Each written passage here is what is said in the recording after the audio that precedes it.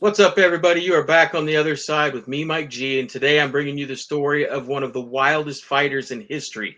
He has Ha! fought all around the world, acted in blockbuster Hollywood movies, and was the host of a little TV show you might remember called Bully Beatdown. Ladies and gentlemen, he is the one and only Jason Mayhem Miller. Hey!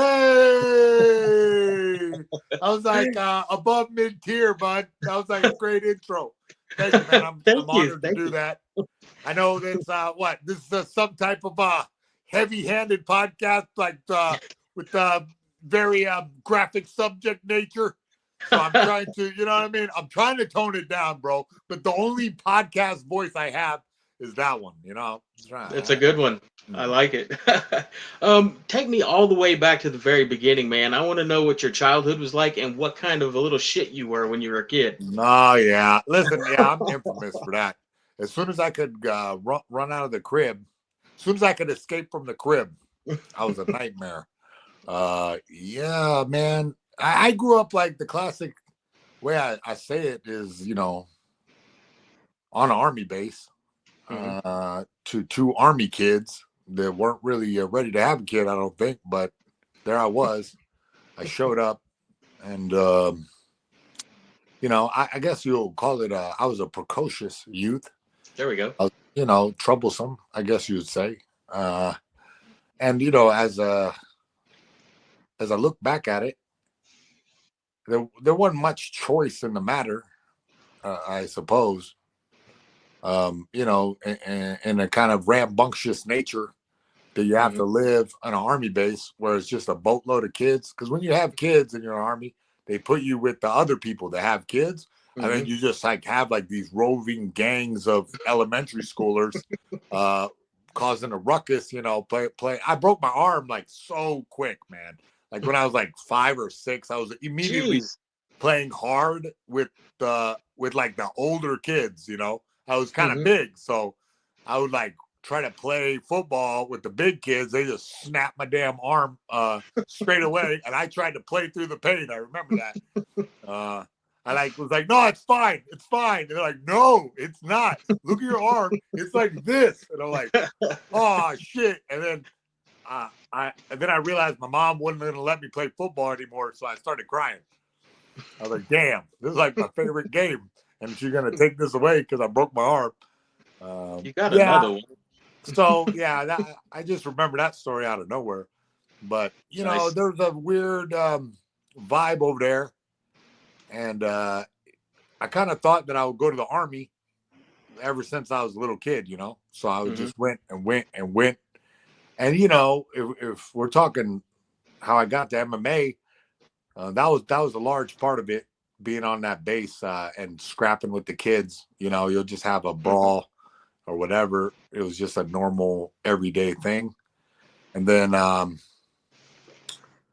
you know, it kind of guided me that direction because later in life, like I had an uncle who passed from the damn. He was in the Navy, and they passed. He was working on a nuclear submarine, Wow. and I guess they didn't give him the right equipment or something. He got exposed to something, and he died of like leukemia. So Mm. right around the age of 15 or so, that was going down. And then the next year or that year, I took the ASFAB, which is like the Yep. military placement, and the recruiters came at me hard. Oh, we could get you on the nuclear submarine program. And I was like, No. dude, fuck you No. guys. Like, I was like, you know what? If you didn't say that, you might have could have got me. Right. But Anything but that. yeah, he just hit the wrong note. The Navy was there that day. But, it kind of sent me away from that. And I started training real hard that year. Like Okay. kind of got into jiu-jitsu, like kickboxing. It's like the tough guy ABCs. You do some Right. kickboxing a little bit, you do jiu-jitsu a little bit. Back then it was a lot different because you had to go to a bunch of different gyms to go, Hmm. try to accomplish the same thing. That today we have a lot of mixed martial arts as its own style type gym. Right. So anyway, yeah, that was kind of the genesis of me as like a prize Oh, fighter. yeah. And then as you know, as I realized how the prize fighting game works, I got into like promoting myself. And as the internet became like a big thing, I made sure I was like on the MySpace, on the YouTube as soon as it came out. Uh, and then, you know, it kind of helped me into the Hollywood style, you know, Hollywood career, sort of. You're on TV. You're like this weird, like regular person that shows up on people's screens, you know, and it went good for a while, you know, but it's the classic thing where the athlete gets injured and goes off the rails. I mean, it has a little bit of that. My story has a little bit of that in it. So, you know, I don't know if you've seen, I do the work with MVP. They're like a program that works with veterans because I know a lot of athletes go through the same problems that the veterans go through. You have this weird job lifestyle. We have a whole army of people taking care of you and worrying about you, and you know, and then one day that evaporates with your ACL, you know, and you're like, oh, son of a bitch, you know, like you don't know what to do, you know. And for me, I kind of fell in like, you know, I know you said with meth. Me, it was Hollywood pill people. You know what I mean? Like Southern California, you take a bunch of these weird pills and you're like on some other level of humanity. Like you're just in another dimension all the time, fucking your life up, you know. And I know a lot of people run out the meth is super easy. Same thing. You get this huge dopamine hit and you're like feeling better than you felt at any time raising your hand on the cage, you know. So it's like this weird thing that I get it. You can get hung up on it, and it's partially, you know, all the cool people are drug heads. Everybody who ever was cool got twisted around with drugs somehow. Like, you know, like it's one of those things where if you have an intense personality and you go after stuff, you have a more likelihood for getting hooked on drinking, drugs, whatever it is. And I've seen that over and over again, you know, in my life. I recognize that pattern. And, you know, my dad was a drinker and I gave him a bunch of shit about it until I realized, oh, fuck, I got that same blood in me. It's like, you know, it's hard to be mad at somebody when you recognize some character flaws in yourself, you know? Absolutely. You know, I know I've been rambling on here, but I really feel like that it, you know, during that era of, you know, just being lost, you know, it was hard to kind of pick yourself up out of that. It takes like a lot of work from a lot of people who get zero credit for it, you know, and if you're going to help somebody who is going through that kind of thing, do it for yourself, you know, do it for yourself, because man, sometimes you're not going to get any awards or maybe you'll get that person back, you know, maybe you'll get that person back and that's your reward. And you know, I feel like I owe a lot of thanks to a lot of people for helping me get up out of that. You know, it's easy to like take credit for the victory and after, but you know, we all have to give thanks to the people that helped us get through dark times. Absolutely, man. Yeah. Do you remember Larry Landless, the referee? No, of course. Yeah. He works in recovery. Oh yeah, I think I heard that. Yeah. Larry's a great guy. That makes sense. You know what I mean? He probably cooks a nice omelet. You know what I mean? Probably could tackle somebody that's trying to. You know what I mean? If there's a fight between the clients inside the recovery house, he can stop that fight. He can break that fight up, wave it off. Absolutely. Take me back to 1997, Virginia Beach against Al Superman Dill. Damn, bro, you're trying to go way back, huh? Your actual MMA debut? This is the Mayhem Deep Cuts. Al Superman Dill was a grown-ass man. He was like a big, strong black dude with a gi on, right? Man, I was 17 or 16 or something like that. Yeah. And I was like, fuck, all right, here I go. All right, well, I don't know what I'm doing exactly, but I'm going to try my best. And, you know, I think I swung a few at him, but I just got that double leg secured and was like, you're not submitting me, bro. I've been watching the Gracie tapes. I know how to get out of a triangle, you know. But, you know, I have a lot of empathy. I remember those days. I got guys who are doing their, amateur career. I'm helping coach dudes that are Hmm. going through that journey. Yeah. And it's very interesting to watch them walk that path. Yeah. Just because of the background, I don't know that so long ago I did that fight. It was such a strange, um, not a anxiety exactly, but like a weird butterflies of Sure. like, what the hell? What am I doing for the first time? In a big arena because Yeah. we had like these weird. There's deeper cuts of Mayhem or Jason Miller, I should say, no Mayhem, just Jason Miller fighting in like weird like underground fights. Like before Warehouses. before that, a couple of underground fights before that, they were like in the gym and like kind of smoker style, but like Hmm. MMA, like we Okay. call it NHB. So it was Yep. like weird era where everything was like Roadhouse in the 80s, a Hmm. weird, there's a different color of the mixed martial arts Yeah. to like those old memories. And Yeah. that one, the Superman Dale fight was big because it was like at a real arena and like, and it was like the first time that like mixed martial arts called No Holds Barred was like, Yeah. I mean, it's not the first time, obviously, because I think it was like Virginia Beach Hmm. Classic like 19 or something. They've been doing it. They had a Yeah. history of it, but it was a new era of MMA type fighting. That was wild, yeah. Superman deal. All Yeah, right. God bless his heart. I hope he's doing good now. Yeah, I'll have to we look him had a up. good first fight. My first fight, I think. There we go. Fast forward to October 16th, 2004, Honolulu, Hawaii. What Yeah. went down that night at Super Brawl 37? Oh, boy, you're getting to sportscaster mode. All right. What happened was, I think I beat up Raw Machine the Gun John, right? I think Hmm. quickly. I Yeah. dispatched him. The guy was like all over him.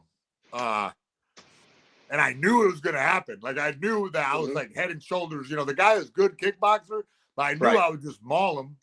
So I got him, and then the whole place erupts, bro. I started a riot because I don't know, I was just my hype, natural self, like buck ass wild, yelling, because I felt like they're bringing me to be the bad guy.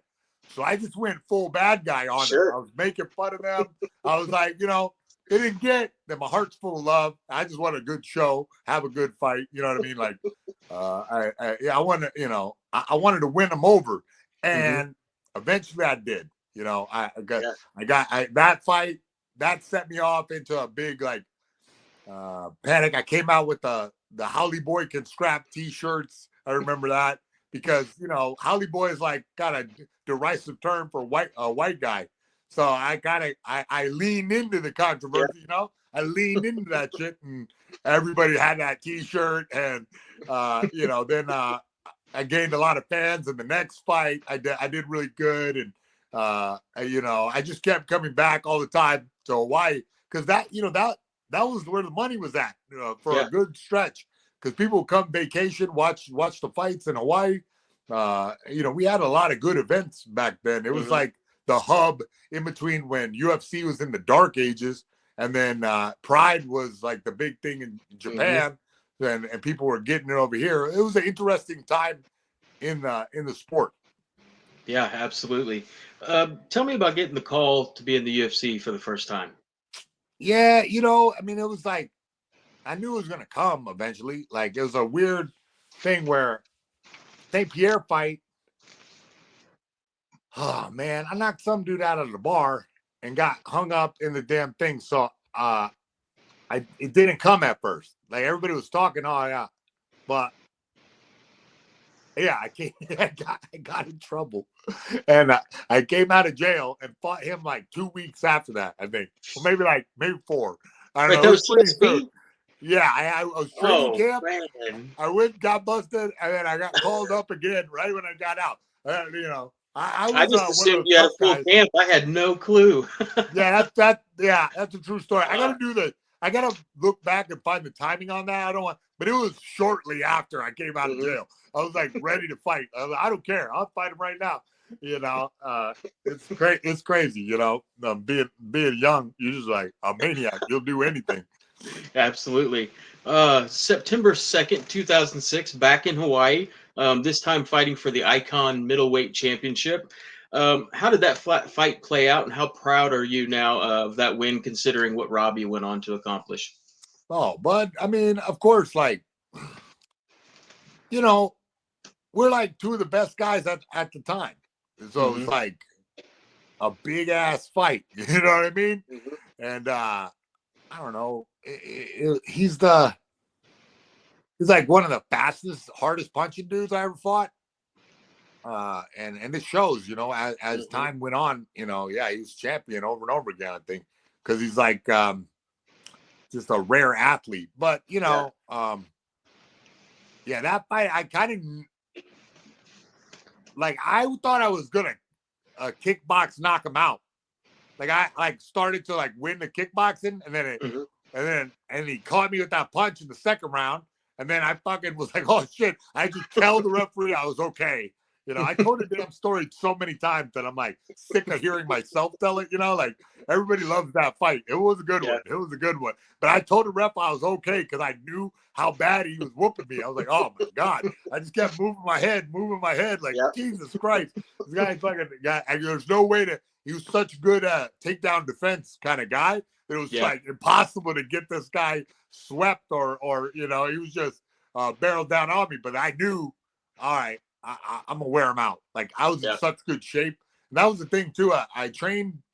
Um, I mean, I think I picked up a lot of great stuff from Team Quest with Dan Hmm. Henderson because I impose it on the fighters today where our conditioning is, dude, you're in great shape. If we get you to the fight at the worst case scenario, you're gonna be in great shape. Right. And that's what saved my ass too, because I was in such good shape that I could take a beating and I'm fine. I'm fine. I could talk while I was, going through all that. Hmm. But yeah, it's a yeah, that was a wild one. Look, man, are you gonna like try to like sit here and get me to tell every fight story ever? Is that your strategy? No. Because we're gonna be here I, all fucking day, man. no, I think I have two more. Two more. Two Oh, more Jesus fight Christ. questions. All right, come on, bud. Hit me with the meat. I have to talk about Dream 9. I have to. Uh, The walkout, the best walkout in MMA history, in my opinion. How yeah, much help did you have coming up with that? And can you pull off that dance today if you have to? yeah, hell yeah. Listen, the best part about that was this is a different time in MMA. So Hmm. when I would go on the subway, random Japanese people would start fucking hitting it. I was like, oh man, they know who I am. And then and they know my dance. That was like, yeah, that was surreal, dude. That was like a Hmm. very happy memory. Because yeah, I did have, wait, for that dance, nah, I did that whole dance. I made up that whole dance. Uh, I remember they had us do another dance for the promotion for that. I think no, for a different one. They would Okay. do that. Japanese were on the same wavelength as I was with production design, Hmm. sort of like making the big pageantry, the Yeah. show that like everybody.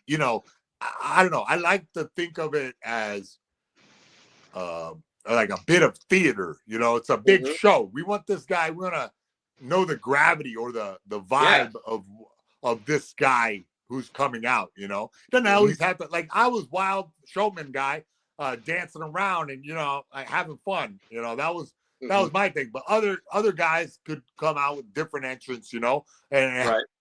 had a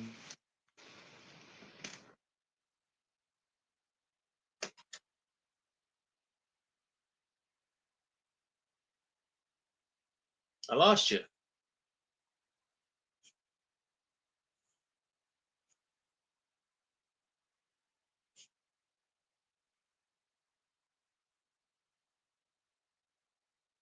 You there?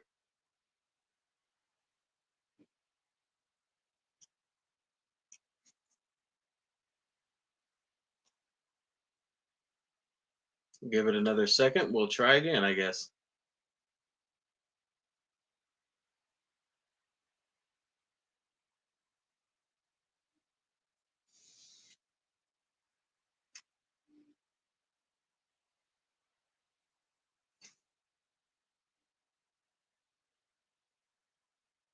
We're going to do a part two, it looks like.